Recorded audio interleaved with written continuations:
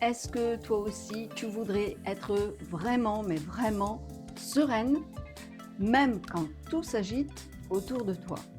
Pas la sérénité carte postale, café au calme et bougies qui sent bon, mais la vraie sérénité, celle qui tient même quand ton quotidien, lui, ne se calme jamais. Bonne nouvelle, c'est bien possible d'être sereine, ce n'est pas juste un trait de caractère que l'on a ou que l'on n'a pas. Et si toi, aujourd'hui, tu n'y parviens pas alors que tu penses que tu fais tout ce qu'il faut et que tu fais vraiment beaucoup, eh bien, ce n'est pas parce que tu n'as pas la capacité d'être sereine, mais parce qu'il te manque quelque chose d'essentiel pour y arriver. Bonjour chère fabuleuse, j'espère que vous êtes en pleine forme aujourd'hui, c'est du live. Cette vidéo te révèle pourquoi tu ne parviens pas à rester sereine au quotidien malgré tes efforts et surtout ce qui te manque pour y arriver. Alors, si tu as besoin de vivre ton quotidien avec sérénité en dépit de tout ce que tu traverses ou d'un environnement, on ne peut pas dire autrement, très chaotique, alors reste là, cette vidéo, elle va t'intéresser.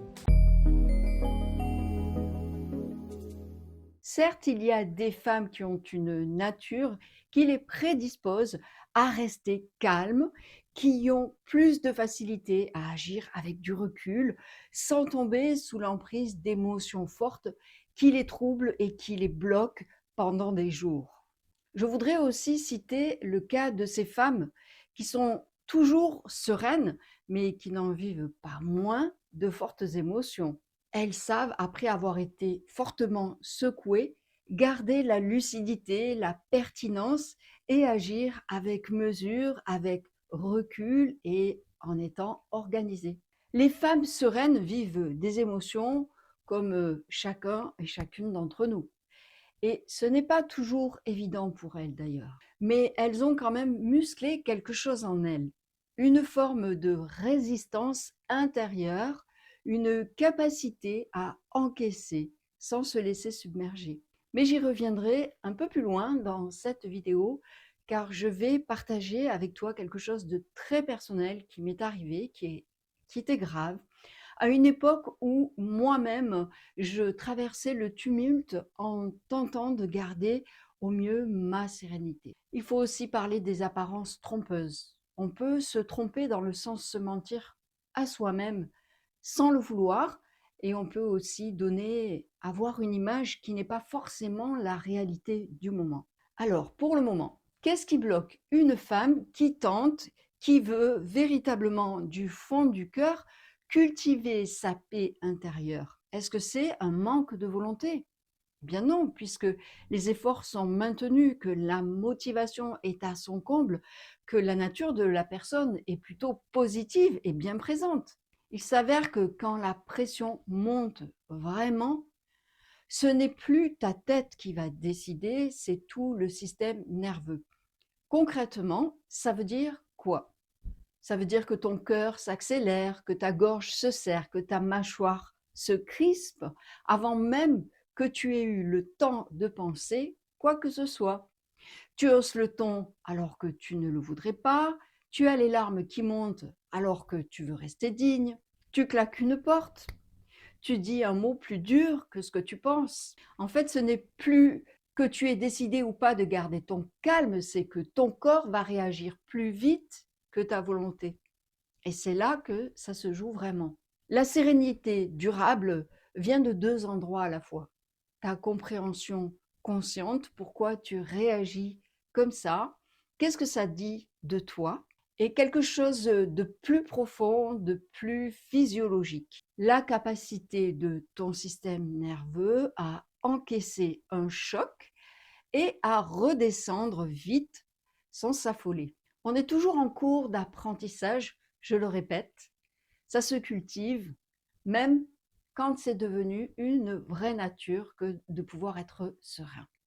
D'ailleurs, j'en profite pour glisser une information sur l'accompagnement que je propose avec la méthode Alfred Tomatis qui agit de l'intérieur de ton corps vers l'extérieur, et cet accompagnement est renforcé par une programmation en coaching personnalisée sur la connaissance et la conscience de soi pour adapter les comportements de chacun de l'intérieur, cette fois-ci vers l'extérieur. Si tu veux évaluer ta situation du moment, apprendre à capter ces signaux-là tôt, avant que ça déborde, pas seulement avec la tête, mais avec tout ce qui en toi régule le stress en profondeur, je te laisse me contacter pour un entretien offert et les renseignements sont sous la vidéo.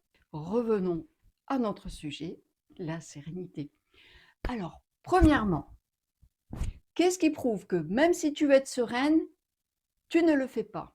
Tu cherches toujours à avoir le contrôle et tu ne lâches rien. Et tu ne t'aperçois même pas que ça t'épuise. Que tu sois en colère, que tu sois fatigué, que tu sois énervé, tu te dis que tu vas rester sereine, tu veux cultiver ton bien-être, tu te dis que ça va. D'ailleurs, être ainsi, c'est quand même une belle force, une preuve de courage et de volonté.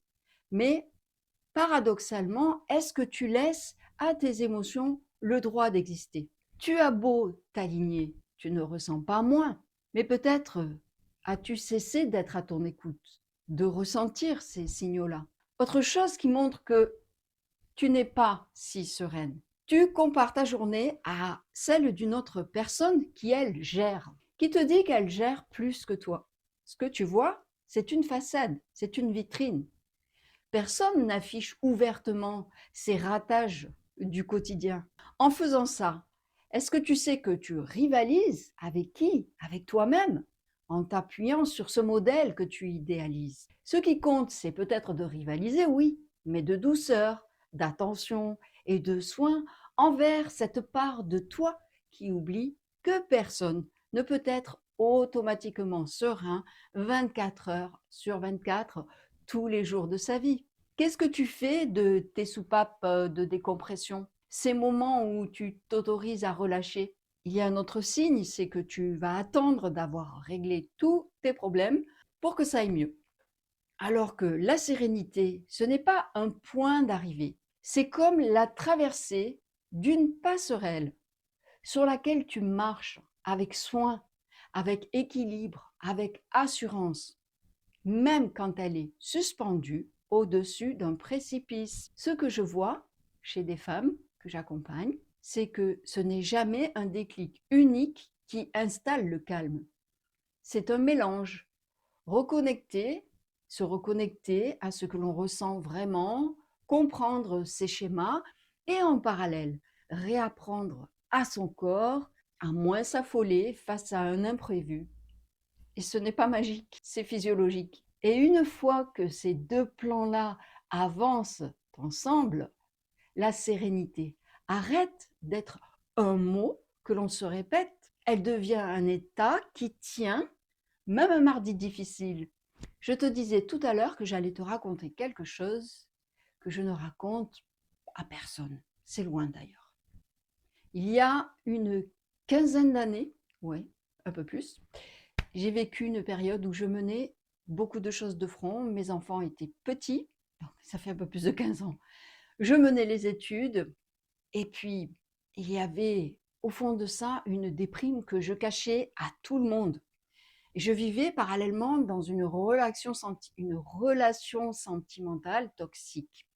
À un moment, ça a dérapé au point de me retrouver hospitalisée d'urgence. Pourtant, quelques jours après cet événement tragique presque, je suis retournée comme si de rien n'était travaillé. Personne, absolument personne, n'a rien vu, n'a rien entendu, n'a rien imaginé de ce qui venait de se passer. Je te raconte ça pour une seule raison. On peut mener de front énormément de choses. Tenir, tenir, tenir encore, se faire complètement déborder pourtant par son propre psychisme, sans l'avoir vu venir, sans l'avoir voulu. Personne autour de nous ne s'en rend compte. Parce qu'on a appris tellement bien à montrer le bon côté. Alors, s'il y a une chose que je veux te dire aujourd'hui, c'est celle-ci. N'attends pas d'en arriver là. La sérénité, ce n'est pas juste aller mieux, bientôt, plus tard. C'est apprendre maintenant à écouter les signaux avant qu'ils ne deviennent trop forts pour être ignorés. Si aujourd'hui tu te sens loin de la sérénité ou que tu as l'impression que tu n'arrives pas au point que tu voudrais atteindre, même si tu fais tout avec intensité, avec conviction, eh bien, il faut que tu comprennes que ce que tu fais avec ta tête, ton mental, ça ne suffit pas. Et alors, qu'est-ce que tu vas pouvoir faire pour y remédier concrètement? Premièrement, sache que apprendre à bien te connaître, agir en conscience, dans le respect de toi-même, de tes besoins, de tes facultés, de tes manques, tout en approfondissant les parts les plus méconnues de toi, c'est très important. Bien comprendre tes besoins, tes valeurs, tes manques, tes capacités, tes lacunes, tes forces, tes faiblesses, tout cela afin d'adapter tes comportements aux diverses situations du quotidien. Mais la sérénité durable a besoin d'être entreprise dans les deux sens, de l'extérieur vers l'intérieur et de l'intérieur vers l'extérieur. C'est exactement pour ça que j'intègre à ma pratique Tomatis en audio-psychophonologie un accompagnement coaching en connaissance et en conscience de soi. N'hésite surtout pas à consulter les nombreuses informations sur le sujet, les domaines d'application, les effets, la méthode sur le site dont je te laisse le lien sous la vidéo. Cultiver la sérénité peut t'éviter de basculer dans des comportements qui ne t'appartiennent pas. Voici un exemple. Imagine que tu es une conductrice, tu es peut-être une conductrice d'ailleurs, et tu conduis tranquillement, respectueusement, tu aimes conduire et tu le fais bien. Mais en ce moment, tu traverses une période qui est floue et qui est complexe. Penses-tu que ta conduite est la même? Est-ce que ce n'est pas toi qui, tout à coup, perds patience, qui klaxonne, alors que d'habitude, tu ne le fais pas? Est-ce que ce n'est pas toi qui râle à voix haute, qui appuie sur l'accélérateur sans même t'en rendre compte? Eh bien, demande-toi si ta voiture à ce moment-là ne devient pas un peu le miroir de ta vie. Je te propose un petit exercice concret que tu peux mettre en pratique pour t'aider à repérer tes propres signaux. Prends 2 minutes le soir quand tu es seul et repense à un moment de la journée où tu as senti la tension monter. Et au lieu de te demander pourquoi j'ai réagi de la sorte, demande-toi simplement qu'est-ce que mon corps a ressenti à ce moment-là, physiquement, à cet instant précis. De la chaleur, la gorge serrée, la mâchoire crispée, le souffle coupé. Tout ce qui te revient en tête, note-le sans faire d'analyse, sans avoir de jugement. Juste observe. Pourquoi ça marche la plupart du temps? Eh bien, on saute directement au pourquoi en mode mental et on zappe complètement ce que le corps, lui, a déjà signalé bien avant la tête. Ce petit exercice va te réapprendre à capter des signaux plus tôt, avant que ça n'explose. Alors, chère fabuleuse, que retiens-tu de cette vidéo sur la sérénité? Rappelle-toi, la sérénité, elle ne vient pas sur soi comme ça. Elle se cultive à 2 niveaux. La tête, le corps, et surtout, accorde-toi l'importance que tu mérites. Si tu sens que ce sujet-là te parle, si tu as envie d'évaluer ta situation actuelle et d'entrevoir un moyen de te réapproprier tes facultés, je t'offre comme toujours un bilan gratuit de 30 minutes avec moi. Le lien est sous la vidéo. Et dis-moi en commentaire, c'est quoi pour toi le signe que tu n'es plus sereine du tout? C'est tout pour aujourd'hui, mes chères fabuleuses. Prenez soin de vous et à bientôt.